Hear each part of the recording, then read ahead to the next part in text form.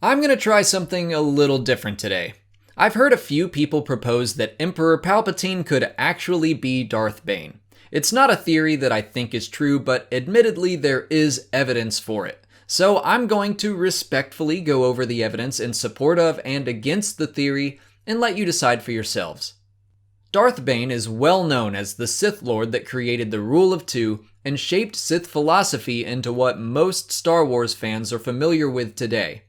He wanted the Sith to remain a secret to the galaxy, formulating a longer plan to infiltrate the government and destroy the Jedi through sabotage and conniving rather than a blatant attack. Emperor Palpatine, also known as Darth Sidious, is considered by many to be the culmination of 1,000 years of work, the climax of Darth Bane's grand plan. But is it possible that there's more going on behind the scenes? Was Darth Sidious actually Darth Bane all along?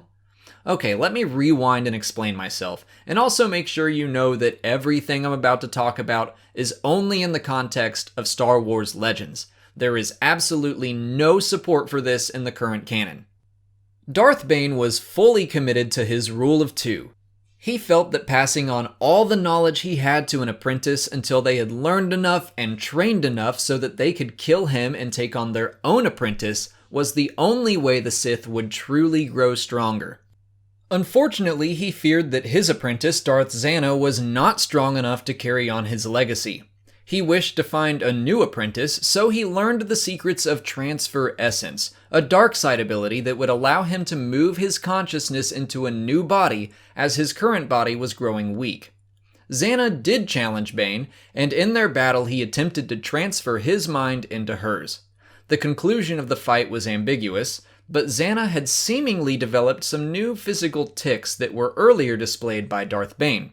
The possible implication there being that Bane had successfully taken over Zannah's body and that he would continue training her new apprentice, Darth Cognis.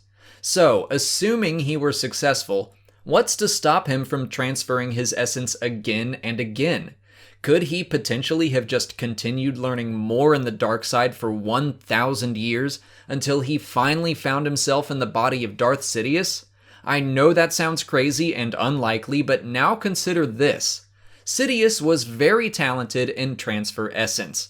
In Legends, he cloned himself and moved his consciousness on multiple occasions. He even did it to other people like Bevel Limelisk. It sure sounds like he's had a lot of practice perfecting a technique that, by the way, is fatal if you mess it up. Maybe even 1,000 years worth of practice. So maybe Darth Sidious was more than just a culmination of Darth Bane's master plan, but maybe he was Darth Bane himself. Now, I will admit that that is a very fun thought, but again, I just don't think it's true. I think it's pretty easily refuted by other Legends books like Darth Plagueis, where we see the inner monologues of Plagueis and Sidious, and there isn't any indication Plagueis is anyone but who he says he is. There's also no scene where anyone tries an essence transfer. On top of that, both Plagueis and Sidious speak somewhat disparagingly about Bane and his principles, and they plan to put an end to the Rule of Two so that they could control the galaxy indefinitely.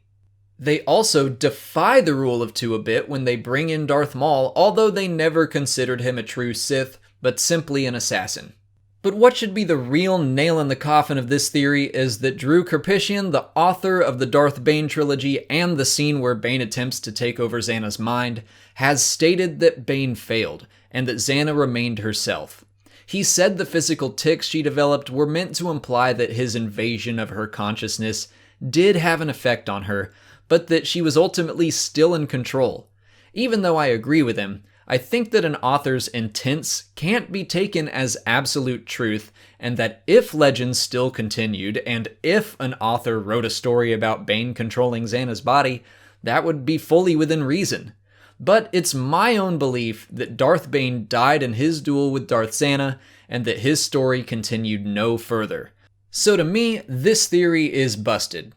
But you have all the evidence now to make your own opinion, so what do you think? If you have any theories you'd like to see me bust or confirm as plausible in the future, leave them in the comments. And if you haven't already, please like this video, subscribe to the channel, follow me on Twitter, Instagram, and Facebook, and consider checking out my Patreon page.